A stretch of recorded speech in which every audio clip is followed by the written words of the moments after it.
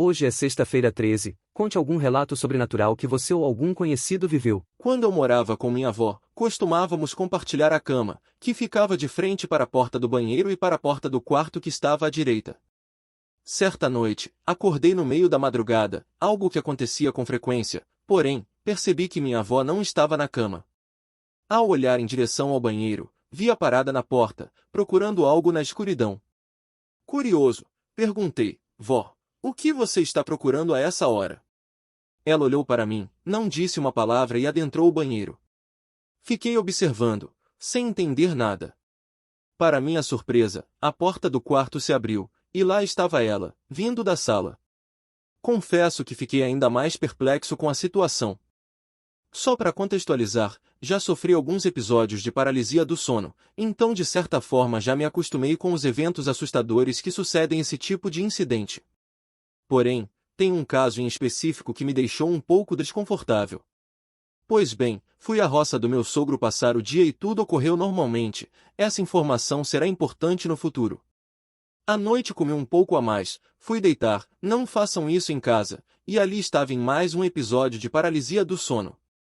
Via meu quarto e não conseguia fazer mais nada.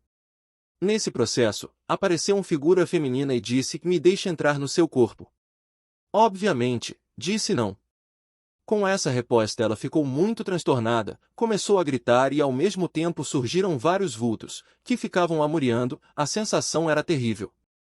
Como tinha ciência que estava em paralisia do sono e que aquela sensação estava me incomodando muito, comecei a tentar me mover para cair da cama e acordar. Só que ao invés disso, e nessa viagem, comecei a andar pela casa, no sonho, via tudo normal, porém tinham vários vultos nos corredores e ao chegar no quarto dos meus pais, vi os dois dormindo. Decidi então, pular a janela do quarto e na sequência acordei, olhei no relógio e tinham passado apenas 15 minutos desde que tinha deitado. Ok, pensei comigo, mais um episódio louco de paralisia do sono. Passaram alguns dias, estava trabalhando na parte da madrugada e escuto meu irmão gritar repetidamente não. Não, e não, enquanto estava dormindo, guardei esse evento na cabeça, mas não comentei nada com ninguém aqui de casa. Na outra semana, novamente estava trabalhando de madrugada, minha mãe sai andando pelos corredores da casa, ela sofre de sonambulismo, então isso ocorre com alguma frequência, e falando assertivamente não, você não vai entrar aqui, confesso que nesse momento deu uma leve trancada kkkk. No outro dia comentei com minha mãe no almoço se ela lembrava que tinha andado pelos corredores e no que tinha sonhado, ela me respondeu que uma menina molhada estava querendo entrar na casa. Na mesma hora o meu irmão vira e fala que tinha sonhado com algo parecido e que não tinha deixado ela entrar no quarto dele.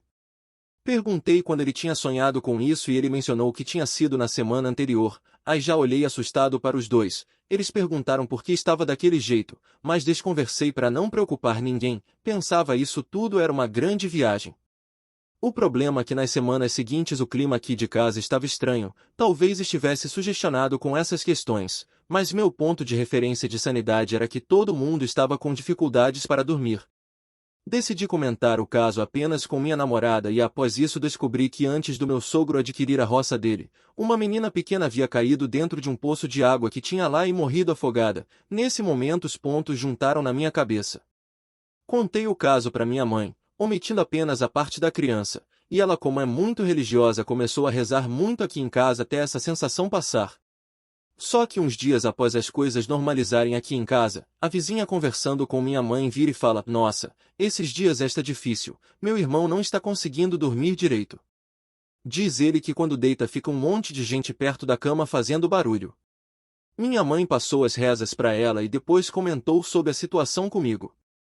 Até hoje ainda acho que foi uma viagem doida, mas que deu um puta cagaço na época.